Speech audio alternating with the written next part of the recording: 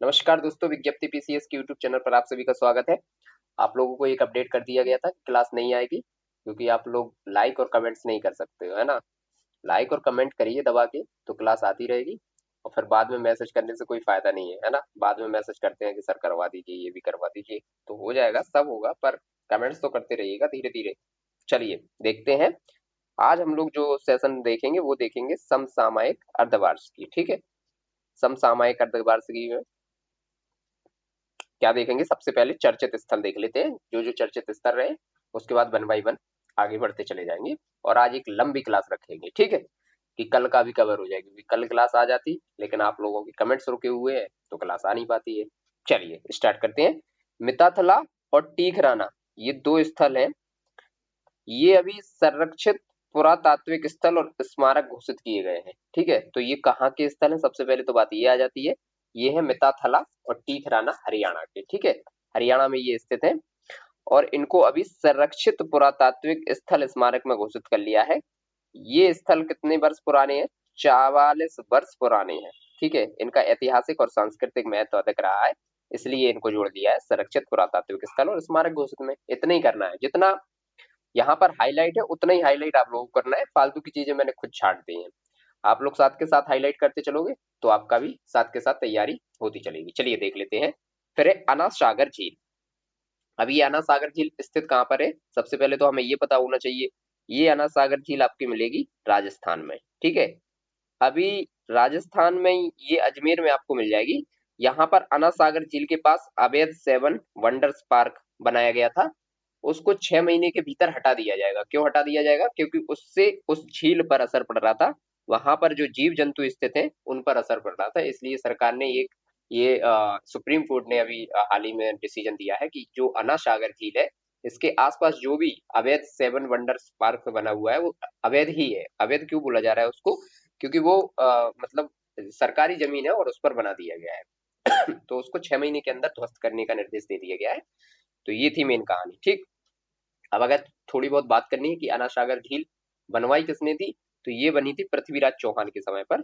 उनके दादा ने बनवाई थी। पृथ्वीराज चौहान के भी दादाजी थे, जो दादा अर्डोराज, उन्होंने इसको बनाया था। फिर इसके पास ही एक दौलत बाग बनवाया था, किसने? जहांगीर ने। तो ये वहां पर हिस्टोरिकल प्लेस के आधार पर देखा जाता है। ठीक है, चलिए अब देख लेते हैं फोर्ट विलियम। फोर्ट विलियम सबको पता है कहाँ पर है? कोलकाता में। ठीक है, लेकिन अब फोर्ट विलियम नहीं रहा, ये विजय दुर्ग हो गया है। इसका नाम हो गया है परिवर्तित, और क्या रख दिया गया है इसका नाम अभी हाल ही में फरवरी में? विजय दुर्ग। ठीक, तो ये भी याद रख लेना। और ये अच्छी न्यूज है तो इसको स्टार लगा के रखिएगा, पूछने की संभावना भी ठीक ठाक है। फिर डिब्रूगढ़। डिब्रूगढ़ को क्या कर दिया गया है? वहां के जो मुख्यमंत्री है हेमंत विश्व शर्मा, उन्होंने डिब्रूगढ़ को 2027 तक राज्य की दूसरी राजधानी बनाने की घोषणा कर दी है। ठीक है, 2027 में बन के कंप्लीट हो जाएगी, तो डिब्रूगढ़ सेकंड राजधानी हो जाएगी।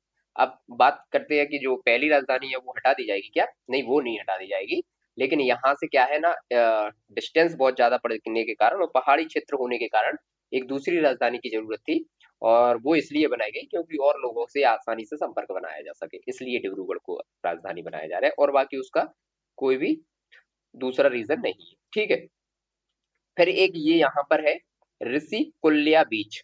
तो ये ऋषि कुल्या बीच किस लिए फेमस है? ये आप लोगों ने सुना होगा, ओडिशा का एक तट है और उसी पर एक नदी निकलती है, ऋषि कुल्या नदी। तो उसी नदी का तट है ये, और यहाँ पर लगभग 7 लाख ऑलिव रिडले कछुए जो है ना, वो हर साल आ जाते हैं और हर साल वहां पर अंडे देने का कार्य करते हैं। ठीक है, तो इसीलिए ये कह सकते हैं कि कछुओं की प्रजनन की प्रक्रिया के लिए फेमस है। और इस जो प्रजनन की प्रक्रिया है इसको अरीवाड़ा कहते हैं। ठीक है, बस इससे ज्यादा कुछ याद नहीं रखिएगा इसमें। देखिए सिर्फ वो चीजें आप लोग यहाँ पर देखिएगा जो यहाँ पर हाईलाइट है। अब जैसे मैंने ये न्यूज काट रखी है, तो इसको आप लोग अगर चाहो अपने स्तर पर अगर पढ़ना है तो पढ़िए। मैंने अपने स्तर से इसको हटा दिया है और मैं चाहता हूँ कि आप भी हटाई दें तो बेहतर होगा। अब देख लेते हैं चर्चित व्यक्ति, यहाँ से क्वेश्चन ठीक ठाक आते हैं। तो चर्चित व्यक्ति में यहाँ पर दिया हुआ है मनोज कुमार। ठीक है, मनोज कुमार कौन है? ये 87 की अवस्था में, इनका अभी निधन हो गया हाल ही में। इनका गाना था ना जो भारत का रहने वाला हूँ भारत की बात सुना, तो बहुत फेमस सॉन्ग था ये। और इनको मैंने इसलिए भी लिया है यहाँ पर क्योंकि इनको दादा साहेब फाल्के पुरस्कार भी मिला था, जो कि फिल्म जगत का सबसे बड़ा पुरस्कार कह सकते हैं, और पद्मश्री भी मिला था। तो इसमें से ये पूछा जा सकता है, या तो इनका सन पूछ लेंगे दादा साहेब फाल्के पुरस्कार, या फिर इनकी कोई मूवी वगैरह कुछ भी पूछ ले, तो थोड़ा सा इन पे देखना, गौर करना है ना। जो चीजें मैंने यहाँ पर हाईलाइट कर रखी हैं वो उतनी तो कर ही लो कम से कम। फिर देख लेते हैं यहाँ पर एन चंद्रशेखरन।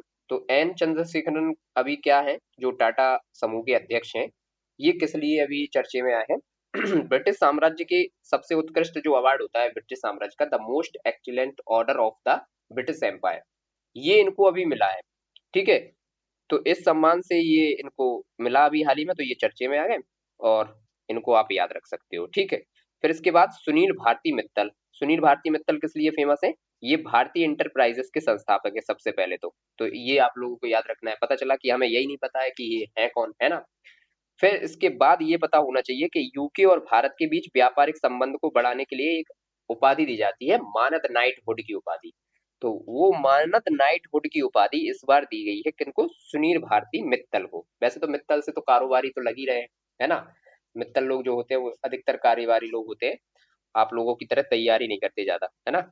तो उनको दी गई है मानद नाइटहुड की उपाधि। फिर निधिकर है। निधिकर कौन है? ये अर्थनेस्ट की एग्जीक्यूटिव डायरेक्टर हैं, और इनको अभी हाल ही में ब्रिटिश संसद ने क्या दिया है? वुमेन एंटरप्रेन्योर इन सस्टेनेबिलिटी से सम्मानित किया गया है। ठीक है। तो इनके बारे में इतना ही रखिए यार। बाकी फिर है सुबोनो बोस। ये कौन है? अंतरराष्ट्रीय होटल प्रबंधन जो होता है IIHM, उसके अध्यक्ष हैं अभी हाल ही में।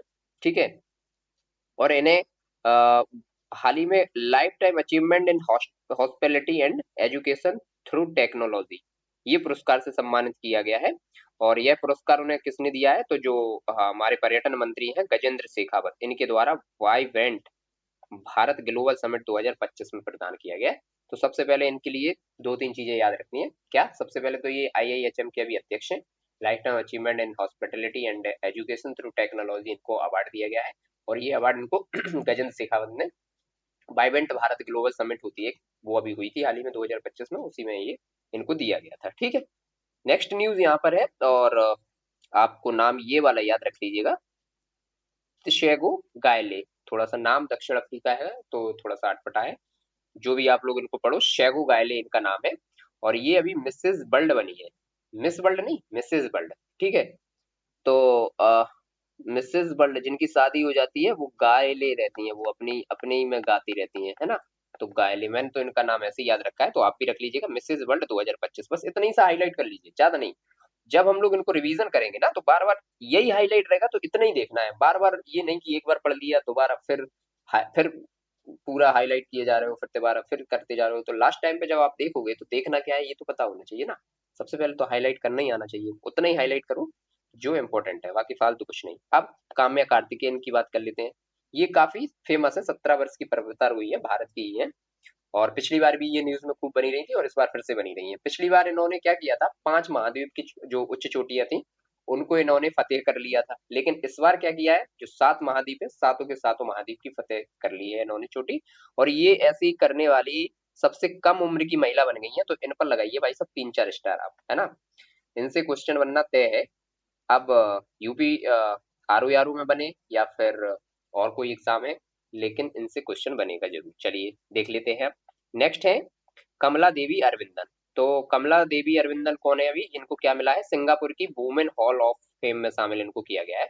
हॉल ऑफ फेम वहां का होता है एक, उसमें इनको शामिल कर लिया गया। बस इतना ही इनके बारे में याद रखिएगा। बाकी यहाँ पर है जिमी कार्टर। जिमी कार्टर ने क्या किया है, इनके बारे में हम लोगों ने कुछ याद नहीं किया है, यहाँ पर कट मार दिया है। ठीक, फिर है ओसामू सुजुकी। तो ओसामू सुजुकी जो जापानी ऑटोमोबाइल्स क्षेत्र में ये एक बड़े उद्यमी है। जैसे कि हमारे इधर की भी जो कंपनी है, टाटा है, महिंद्रा है ना, ऐसे ही इनकी जो जापानी कंपनी है वो है सुजुकी, है ना। और इन्हीं के नाम पे वो पड़ी गई थी, ओसामू सुजुकी के नाम पर। तो ये जापान के ऑटोमोबाइल्स क्षेत्र के उद्यमी है। अब इनको क्या, मारुति, और मारुति जो गाड़ी आती है अभी हमारे इधर इंडिया में फोर व्हीलर के तौर पर देखें तो मारुति की गाड़ियां सबसे ज्यादा बिकती हैं, है ना, मारुति और सुजुकी। तो सुजुकी और मारुति इंडिया के लिमिटेड में भी निदेशक और मानद अध्यक्ष रहे हैं। भारत में इन्हें ऑटोमोबाइल्स उद्योग का पितामह कहा जाता है। तो बताइए कितना बड़ा क्वेश्चन हो गया ये। इनको ऑटोमोबाइल्स उद्योग का पितामह कहा जा रहा है, वो भी भारत में, जबकि है कहाँ के? जापान के। तो इन पे इसीलिए मैंने डबल स्टार लगा लिए, आप भी लगा लीजिए।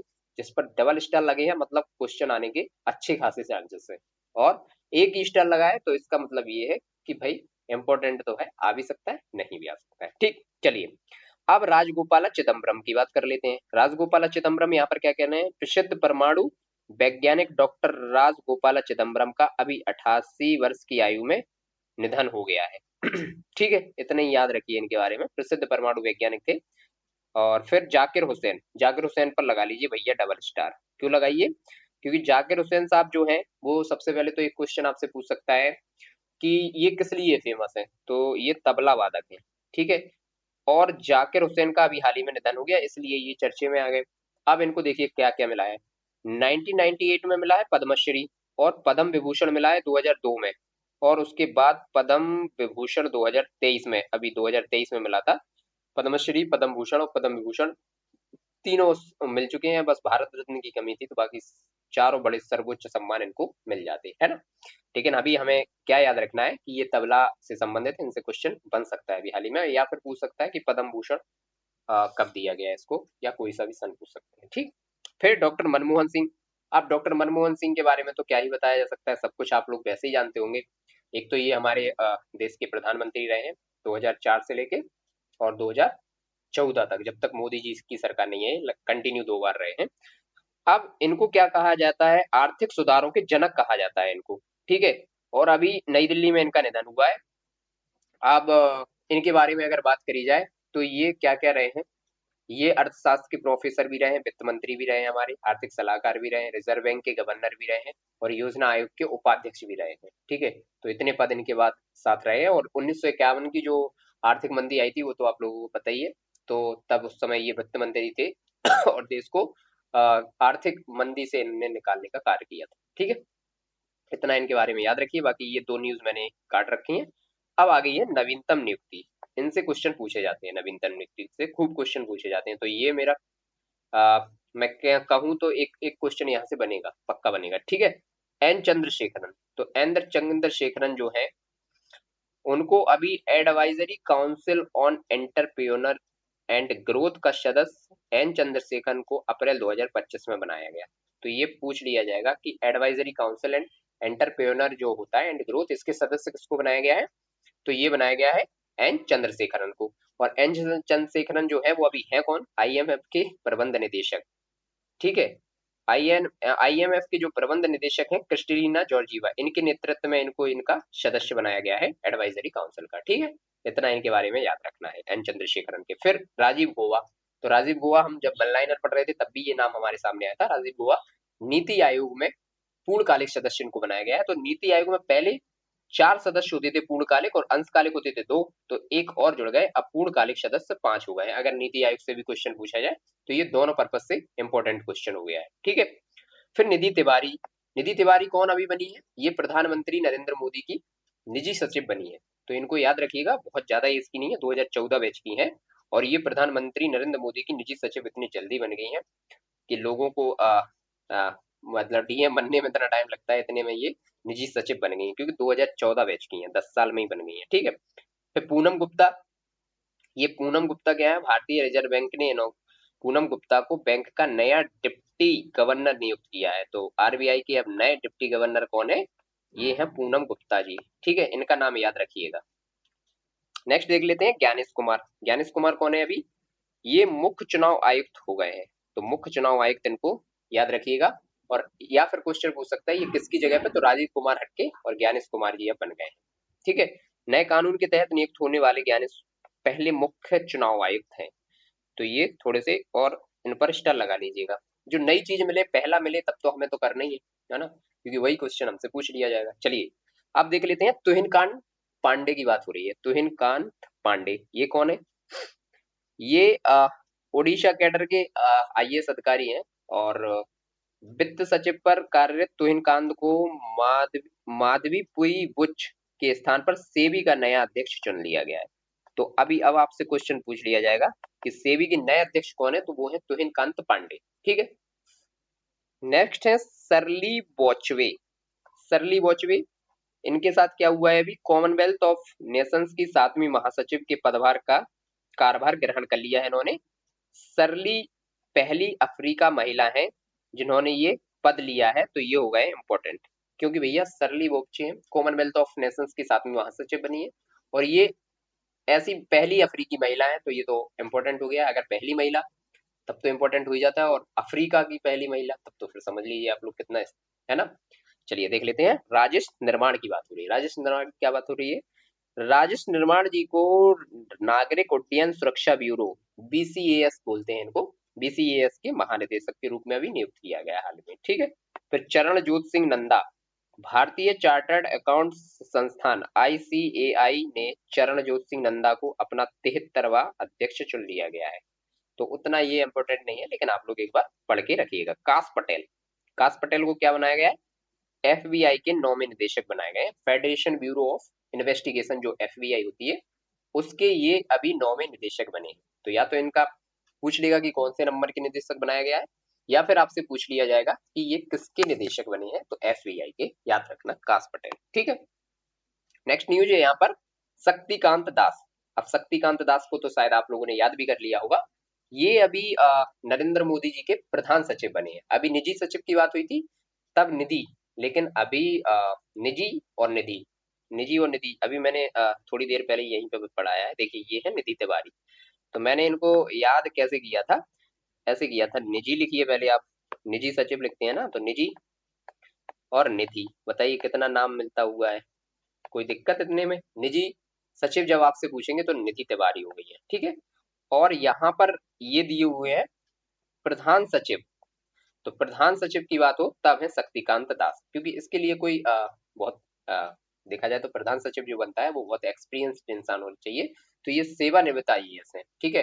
और आरबीआई के जो है पूर्व गवर्नर भी रह चुके हैं, तो इनको काफी नॉलेज और काफी तजुर्बा है, तो इनको प्रधानमंत्री नरेंद्र मोदी का प्रधान सचिव अभी नियुक्त किया गया है, तो ये क्वेश्चन याद रखना, कहीं भी आपको पूछा जा सकता है, ठीक। फिर बात कर लेते हैं यहाँ पर मयंक शर्मा जी की। इनको भारत का नया रक्षा लेखा महानियंत्रक सीजीडीए नियुक्त किया गया है, तो रक्षा लेखा महानियंत्रक बनाया गया है मयंक शर्मा जी को। अशोक सिंह ठाकुर को भारतीय सांस्कृतिक निधि इंटेक, जो कि अभी क्या है, ये भारत का प्रमुख विरासत संगठन है, इंटेक बोला जाता है उसको, भारतीय संस्कृति निधि, उसका अध्यक्ष बनाया गया है अशोक को। तो सांस्कृतिक निधि से अगर याद रखना है तो सांस्कृतिक, संस्कृति, कल्चरल इंसान कौन थे? अशोक थे ना, कि अशोक जो महान अशोक थे सम्राट, उनकी बात कर रहे हैं, तो उन्हीं से इनको रिलेट कर लीजिएगा। भारतीय सांस्कृतिक निधि इंटेक का अध्यक्ष किसको चुना गया है? अशोक सिंह ठाकुर को, ठीक है। फिर अंजू राठी की बात कर लेते हैं, ये अंजू राठी कौन चुनी गई है? ये पहली महिला विधि सचिव चुनी गई है पहली महिला विधि सचिव नियुक्त किया गया है अंजू राठी को अभी हाल ही में। तो ये क्वेश्चन, क्योंकि पहली महिला और विधि सचिव बनी हुई है, पहली महिला है ना, इसलिए ये हो गया है थोड़ा सा इंपॉर्टेंट क्वेश्चन, तो आप इनको कर लीजिएगा, स्टार लगा लीजिएगा, वैसे मैंने लगा रखा है, आप भी एक बार लगा लीजिएगा, पूछा जा सकता है नाम आपसे कहीं भी, ठीक है। फिर इसके बाद एन गणपति, ये कौन है? सबसे पहले तो हमें ये पता होना चाहिए, टाटा कम्युनिकेशंस जो है ना, इसके बोर्ड ऑफ डायरेक्टर्स इनको बनाया गया है, चेयरमैन और नियुक्त कर दिया गया है। टाटा कम्युनिकेशंस के बोर्ड ऑफ डायरेक्टर्स का चेयरमैन नियुक्त इनको किया गया है, एन गणपति जी को, ठीक। फिर डॉक्टर बी नारायण, ये डॉक्टर बी नारायण, इनका तो नाम अभी सुना ही होगा आप लोग, जो हमारी इसरो है ना, इसरो के ये नए अध्यक्ष चुने गए हैं, भारतीय अंतरिक्ष अनुसंधान संगठन के, अभी जनवरी में बनाए गए हैं, तो आप लोगों ने ये न्यूज पढ़ ली होगी, तो याद भी होगा आपको, है ना। फिर ज्ञानेश प्रताप सिंह की बात कर लेते हैं, तो ज्ञानेश प्रताप सिंह जो है वो केंद्रीय रिजर्व पुलिस बल जो सीआरपीएफ होती है उसके महानिदेशक बनाए गए हैं। तो कभी कभी ऐसे क्वेश्चन पूछ लेते हैं वैसे अभी 1-2 साल से ऐसे क्वेश्चन नहीं पूछ रहा है, लेकिन फिर भी आप लोग याद करके रखिएगा, हमारा कर्तव्य है याद करना, ठीक है। जो हम याद करके नहीं जाएंगे वही क्वेश्चन में आ जाता है।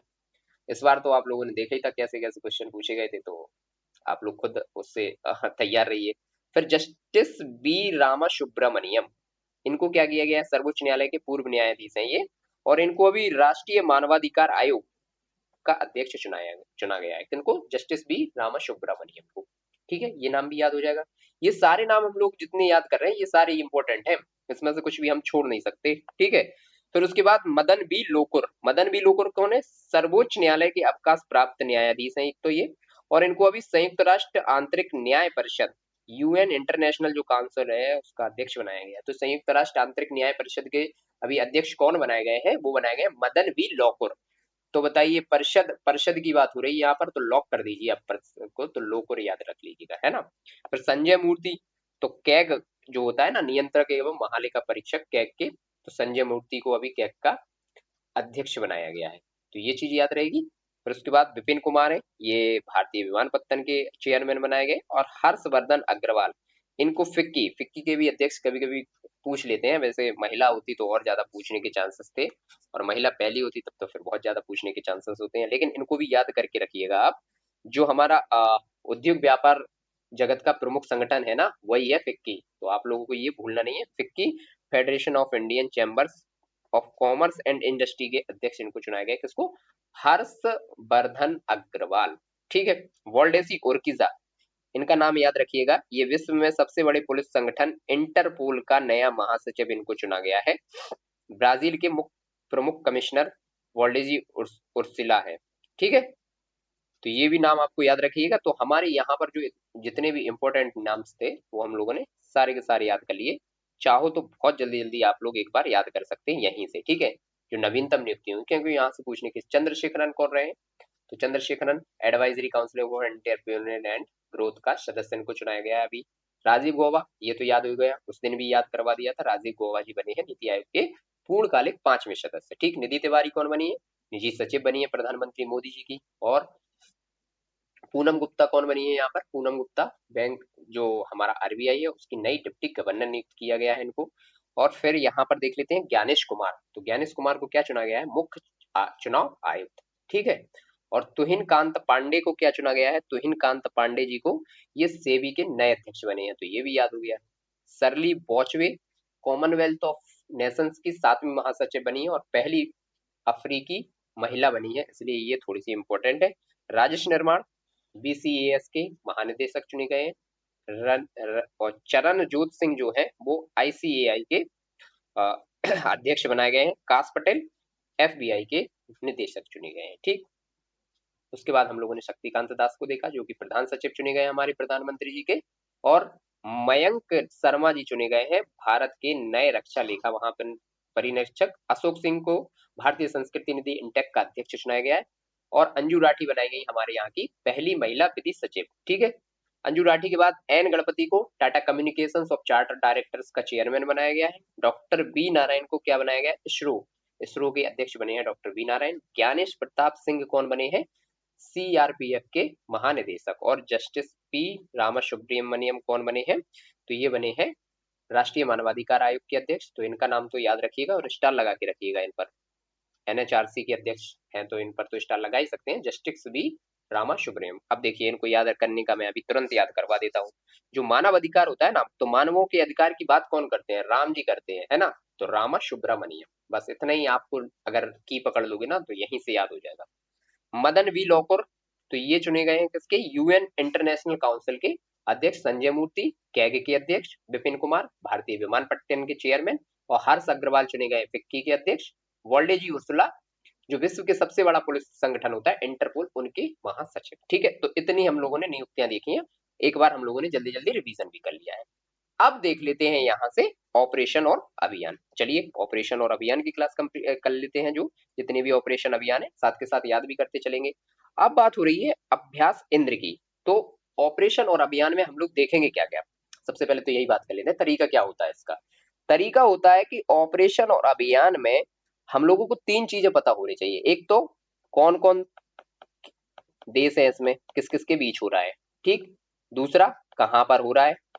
तीसरा जो कि यूपीपीसीएस में ऐसा क्वेश्चन पूछ लिया इसलिए ये तीसरा पॉइंट जुड़ गया, नहीं तो ये 2 पॉइंट हम लोग इससे पहले देखते थे, कौन कौन इसमें शामिल है और कहां पर ये हुआ है। लेकिन तीसरा पॉइंट यहां से जुड़ गया है डेट का, क्योंकि इस बार जो यूपीपीसीएस में क्वेश्चन पूछा था वो डेट को ही मिलान के लिए पूछा था। और उसमें अच्छे अच्छे लोगों की भी हवा टाइट हो गई थी, क्योंकि डेट कोई ध्यान ही नहीं देता था, है ना। तो कम से कम डेट याद ना रहे तो इस बार कम से कम ये तो करना ही है कि महीना फिर भी याद रहना चाहिए। आप लोग लिस्ट बनाइए कि इस मंथ में ये वाला अभ्यास हुआ है, सैन्य अभ्यास, इस मंथ में ये वाला सैन्य अभ्यास। अगर आपको मंथ भी पता होगा तब भी आप डेट तक पहुंच सकते हो। अब इस बार तो कुछ पता ही नहीं था, तो वो क्वेश्चन मोस्टली लोगों ने छोड़ दिया था, है ना। जबकि युद्ध अभ्यास वाला एरिया जो होता है बड़ा सरल होता है, सबको पता होता है कौन सा युद्ध अभ्यास किसके साथ हो रहा है। ठीक है, चलिए अब ज्यादा समय खराब नहीं करेंगे। करते हैं याद। अभ्यास इंद्र। अब बताइए अभ्यास इंद्र किसके किसके बीच होता है? भारत और रूस के बीच। आप कैसे याद रखोगे भारत और रूस साथ के साथ? जिसकी ट्रिक मैंने बना रखी है, जो जैसे मुझे याद है वो मैं आपको बताते चलूंगा। इंद्र कैसे होते थे? इंद्र बहुत जल्दी रुष्ट हो जाते थे। हम लोगों ने प्राचीन भारत में पढ़ा है ना, इंद्र तुरंत रुष्ट हो जाते थे, है ना। तो उनको किलों का भंजक भी कहते थे, है ना। किलों का भंजन करने वाला मतलब किलों को तोड़ने वाला।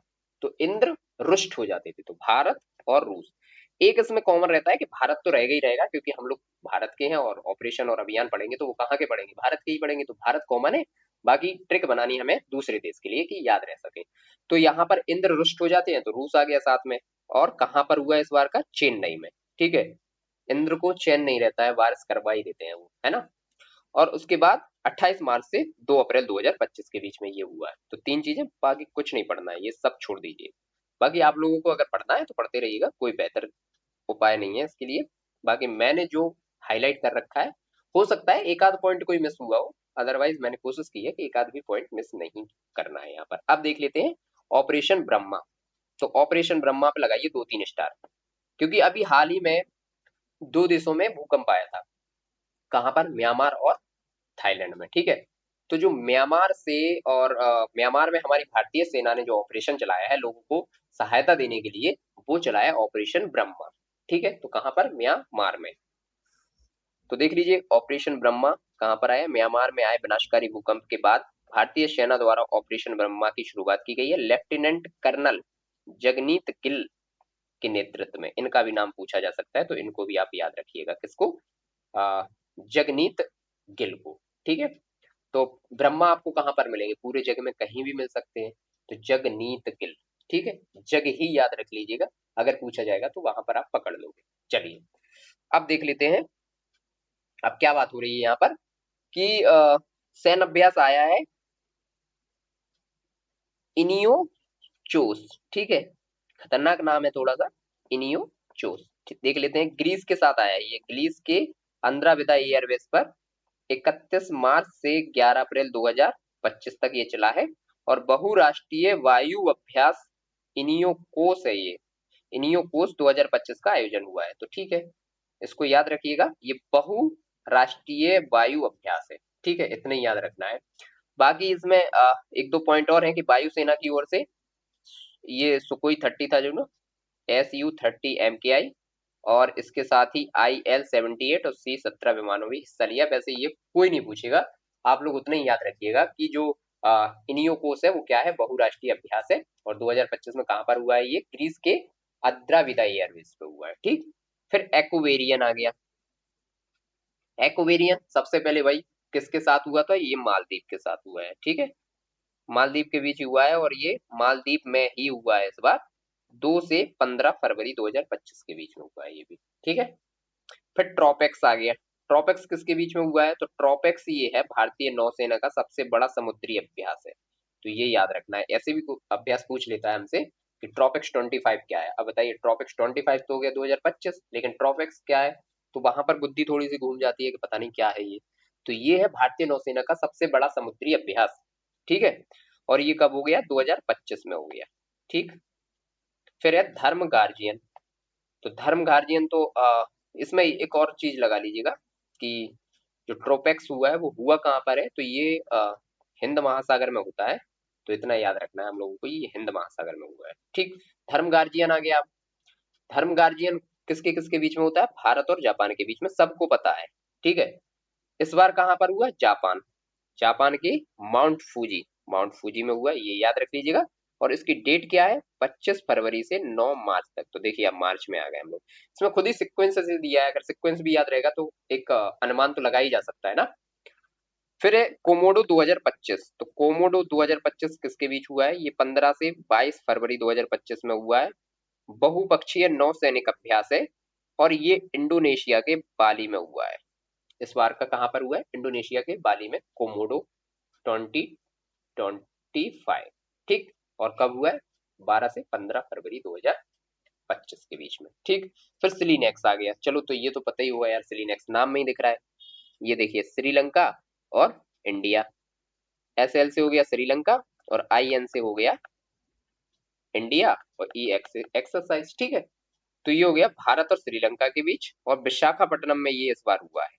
ये 2-3 बार आप लोगों को पढ़ना ही पढ़ना है। देखिए नाम तो फिर भी आप लोगों को याद होगा कि ये किसके साथ हो रहा है, ये पहले से ही पता होगा, लेकिन इसकी डेट और इसकी जगह प्लीज याद रख के रखिएगा।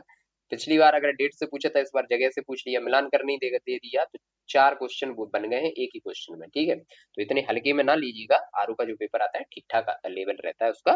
तो ये 17 से 20 दिसंबर 2024 को हो गया, तो ये हो गया दिसंबर में सिलीनेक्स। ठीक है, फिर उसके बाद क्या हुआ है, डेजर्ट हंट। डेजर्ट हंट किसके साथ होता है, तो ये हुआ है 24 से 28 फरवरी 2025 में, और ये राजस्थान के जोधपुर में हुआ है। और इसका उद्देश्य क्या है, भारतीय सुरक्षा चुनौतियों के प्रति त्वरित और प्रभावी प्रतिक्रिया सुनिश्चित करने के लिए नौसेना विशेष बल इकाइयों के बीच अंतर संचालन और सामंजस्य को बढ़ावा देना। ठीक है, तो डेजर्ट हंट ये है हमारा, भारतीय सुरक्षा चुनौतियों को ये लोग देखा जाए तो बेहतर कर रहे हैं, वहां पर सामंजस्य बिठाने का कार्य कर रहे हैं। ठीक है, फिर सी ड्रैगन। सी ड्रैगन किसके साथ होता है, ड्रैगन की बात हो रही है, तो ये हमारा बहुपक्षीय समुद्री युद्ध अभ्यास है। और ये कहाँ पर होता है, अमेरिका के सैन्यवेस गुआम तट के पास हुआ है इस बार, पश्चिमी प्रशांत महासागर में आयोजित है। देखिए आपको कहाँ पर दिखेगा, फिलीपींस, अगर जिसको दिख रहा होगा मैप, जिसने वर्ल्ड मैप पढ़ा होगा उसको ही फिलीपींस दिख रहा होगा, तो फिलीपींस के आप थोड़ा सा राइट में जाइएगा तो वो हो जाएगा आपका पश्चिमी प्रशांत महासागर। देखा जाए तो अमेरिका के परिप्रेक्ष्य में उसको देखा जाए तो पश्चिमी प्रशांत महासागर हो जाएगा, और वहीं पर मिलेगा आपको एक गुआम, अमेरिकी सैन्यवेस है वो गुआम तट, सर्च करोगे तो आपको दिख जाएगा। ठीक, उसके बाद देख लेते हैं खंजर। खंजर तो याद ही रहता होगा यार, अगर किसी में खंजर लग जाएगा तो उसका क्या हाल होगा, वो गिर जाएगा तुरंत।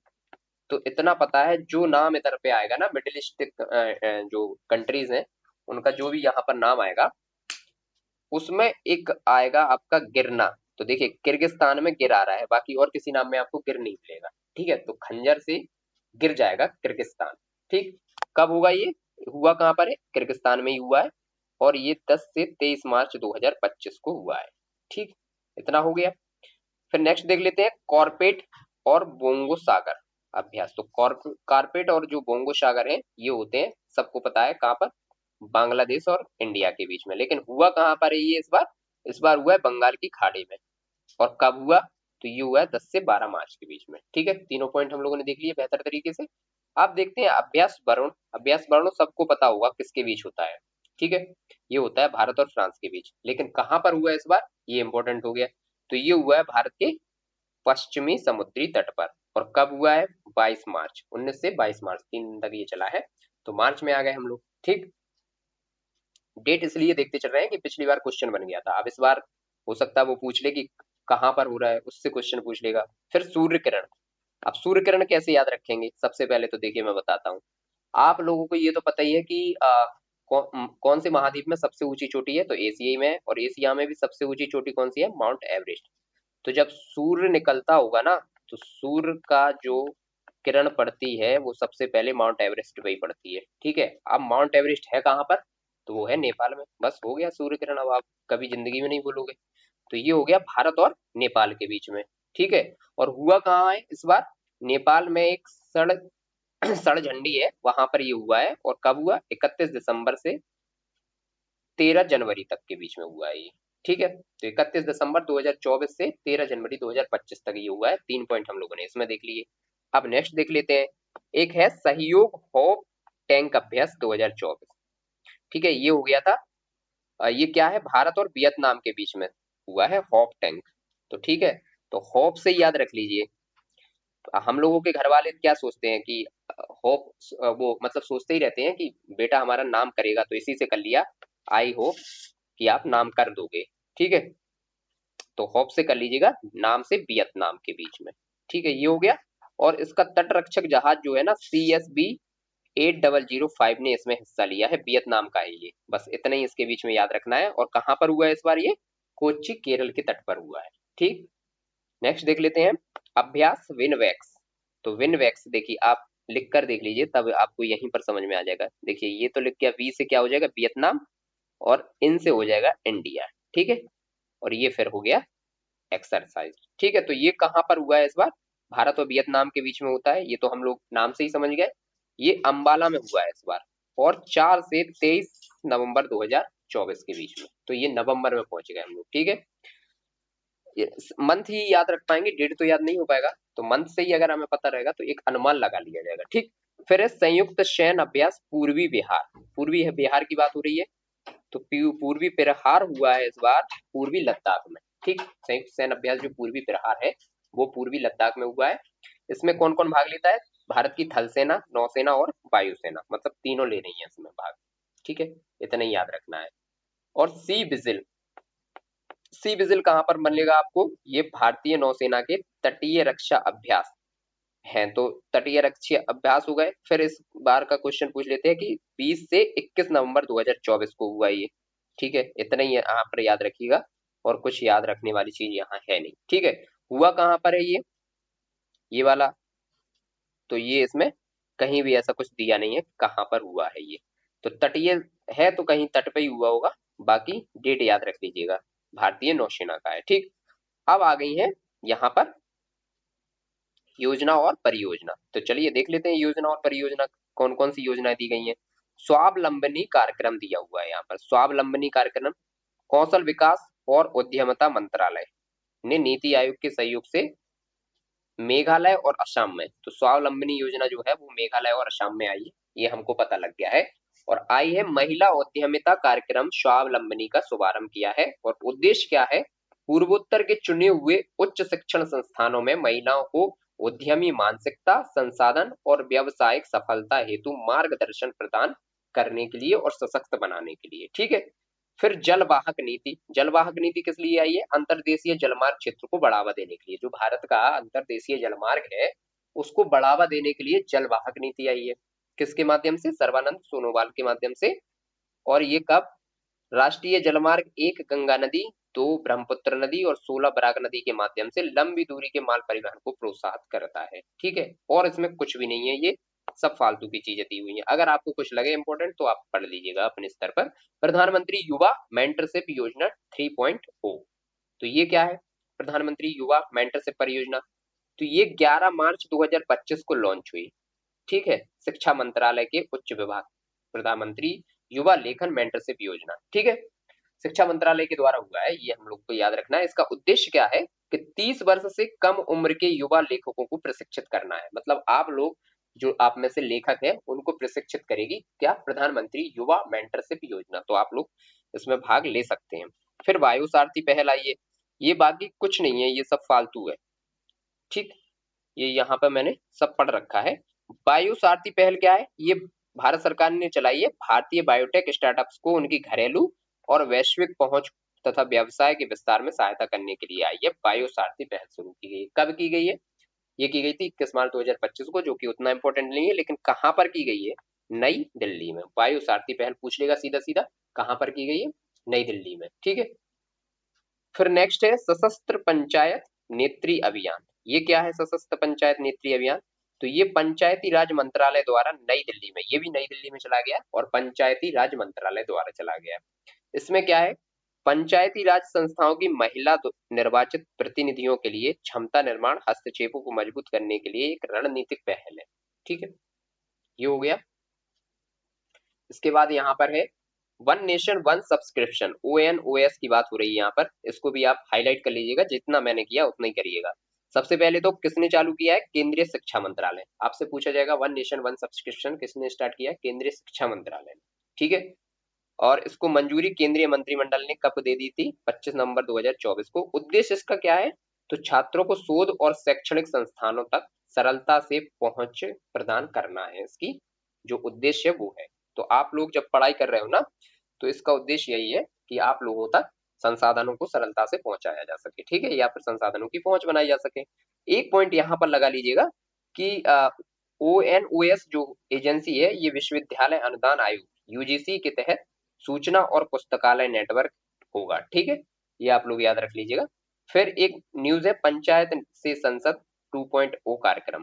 तो ये कहां पर स्टार्ट हुआ है? ये बिरसा मुंडा जी की अभी 150वीं जयंती थी, उसके उपलक्ष्य पे हुआ है 6 जनवरी 2025 को।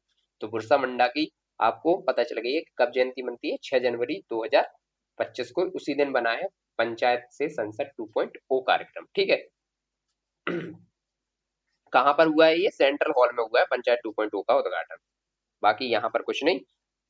पंचायत से संसद 1.0 का आयोजन हुआ था जनवरी 2024 में, बस इतना ही रखिएगा यहाँ पर याद। फिर इसके बाद है शतावरी बेहतर स्वास्थ्य के लिए। शतावरी क्या है ये हम लोग देख लेते हैं। बेहतर स्वास्थ्य के लिए बात हो रही है, आयुष मंत्रालय ने इसको चालू किया है। देखिए स्वास्थ्य की बात हो रही है तो मोस्टली मतलब चीजें आयुष मंत्रालय यहाँ पर चालू कर देता है। उद्देश्य क्या है इसका? शतावरी के औषधीय लाभों के प्रति जागरूकता बढ़ाना। ठीक है, इतना ही याद रखिए, बाकी कुछ नहीं। ये जो कहानी दी है राम कहानी, ये बिल्कुल कुछ नहीं है। ठीक, अब समिति और आयोग देख लेते हैं। समिति और आयोग क्या है? दिनेश खारा समिति। तो ये किस लिए आई है? भारतीय बीमा विनियामक और विकास प्राधिकरण ने बीमा अधिनियम 1938 की समीक्षा के लिए भारतीय स्टेट बैंक के जो पूर्व अध्यक्ष हैं दिनेश खारा, इनकी अध्यक्षता में एक 7 सदस्यीय समिति बना दी गई है, तो उसी का नाम पड़ा है दिनेश खारा समिति। ठीक है, तो ये किस लिए? ये समझ लीजिए आप लोग, भारतीय बीमा और विनियामक और विकास प्राधिकरण के लिए। ठीक है, उद्देश्य क्या है? एफडीआई सीमा को 74% से बढ़ाकर 100% तक करना। अभी जो एफडीआई की सीमा है वो 74% है, तो उसको बढ़ाकर 100% तक करना है। ठीक, फिर उसके बाद ये कुछ नहीं है, ये उनके नाम दे रखे हैं, आप लोगों को भी याद नहीं होंगे, मुझे भी याद नहीं हुए, तो मैंने पढ़ाया भी नहीं है और पूछे भी नहीं जाएंगे। ये पूछा जाएगा मेन उद्देश्य इसका क्या है। फिर एम के जैन समिति। ठीक है, तो भारतीय रिजर्व बैंक ने यूनिवर्सल बैंकों और स्मॉल फाइनेंशियल बैंकों के आवेदन और मूल्यांकन हेतु एक नई स्थायी वायरी सलाहकार समिति बनाई है, और 5 सदस्यीय समिति की अध्यक्षता पूर्व डिप्टी गवर्नर आईबीआई के जो है एम के जैन ये कर रहे हैं। तो बस इतना ही याद रख लीजिए इसके बारे में। तो 2 समिति पढ़ी है हम लोगों ने, एक एम के जैन समिति जो कि स्मॉल जो यूनिवर्सल बैंक और स्मॉल बैंक है इनके आवेदन का मूल्यांकन करेगी, और एक बनाई है दिनेश खारा जो भारतीय बीमा विनियामक प्राधिकरण का काम करेगी। बाकी शतावरी बेहतर स्वास्थ्य के लिए कहाँ पर आई थी? आयुष मंत्रालय के द्वारा लाई गई थी। ये न्यूज भी पढ़ ली है। पंचायत 2.0 कार्यक्रम हम लोगों ने बेहतर तरीके से देख लिया है। कब लाया गया? बिरसा मुंडा जी के जयंती पर, 150वीं जयंती मनाई गई है इस बार। तो ये बिरसा मुंडा जो हिस्ट्री आप लोग पढ़ोगे, इनका जो इनके द्वारा जो आंदोलन लाए गए हैं वो आंदोलन आप लोग पढ़ लीजिएगा, क्योंकि जब 100, 50 या फिर 150 ऐसी जयंती होती है तो उनके बारे में क्वेश्चन जरूर पूछ लिया जाता है। तो इस बार हो सकता है कि आपसे ये क्वेश्चन पूछ ले, अगर क्वेश्चन ठीक से सेट हुआ तो। और उसके बाद तो फिर आपको पता ही है कि क्वेश्चन कैसे कैसे सेट होता है। ठीक है, सशस्त्र पंचायत नेत्री अभियान, ये नई दिल्ली में स्टार्ट हुआ है। ठीक है, बायो सारथी पहल, ये भी नई दिल्ली में स्टार्ट हुई है बायोटेक स्टार्टअप्स को उनकी घरेलू और वैश्विक पहुंच के लिए। ठीक है, फिर वन नेशन वन सब्सक्रिप्शन, ये शिक्षा मंत्रालय के द्वारा। स्वावलंबनी कौशल विकास और उद्यमिता मंत्रालय द्वारा, मंत्रालय पूछ लिया जाएगा इसमें आपसे। प्रधानमंत्री युवा मेंटरशिप योजना, ये 30 वर्ष से कम बच्चों के लिए, उनके मतलब जो लेखक है उनको प्रशिक्षण के लिए ये लाई गई थी। जलवाहक नीति, ये अंतरदेशीय जलमार्ग जो कि NH1, NH2 और NH60 जो है हमारा 16वां, उस पर उसको बढ़ावा देगा। संयुक्त सैन्य अभ्यास पूर्वी प्रहार देख लिया, पूर्वी लद्दाख में इस बार हुआ है। थल सेना, जल नौसेना और वायुसेना, तीनों सेनाओं का। विनवैक्स किसके साथ हुआ है? वियतनाम के साथ। सहयोग होप किसके साथ हुआ है? तो होप हुआ है आपका वियतनाम के साथ। सूर्य किरण हम लोगों ने इस तरीके से देखा है कि वो हमें कभी भी नहीं भूलेंगे हम लोग, वो हुआ है भारत नेपाल के साथ। अभ्यास वरुण फ्रांस के साथ। कॉर्पेट और बोंगू सागर तो पहले ही से पता है, ये बांग्लादेश के साथ होते हैं। खंजर हम लोगों ने देख लिया था, जिसमें खंजर होगा वो लगेगा तो वो गिर जाएगा।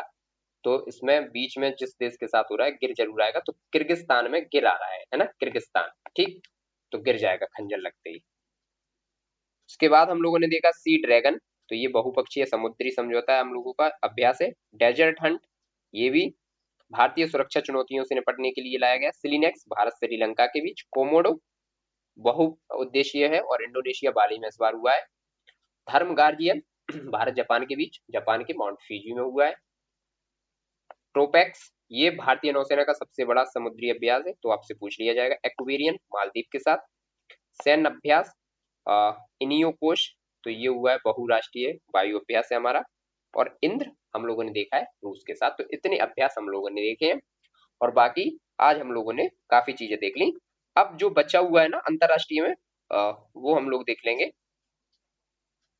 कल देख लेंगे, और यहाँ से स्टार्ट कर लेंगे कल। सम्मेलन प्रदर्शनी मेले महोत्सव से। ठीक है, तो यहाँ तक जितना भी आप लोग क्लास कर लीजिए, और क्लास में जितना याद हो जाए वो ठीक, फिर एक बार जो हाईलाइट करके और आप उसको एक बार फिर से अपनी तरफ से रिवीजन कर लीजिएगा, तो आपको याद हो जाएंगी चीजें। और दूसरी बात, आप लोग खूब क्लास को शेयर करिए और लाइक करिए। अगर क्लास अच्छी लगे तब भी कमेंट करिए, ना भी लगे तब भी कमेंट करिए भाई। कमेंट से हमें ये तो पता लगेगा कि कैसी जा रही है क्लास, है ना।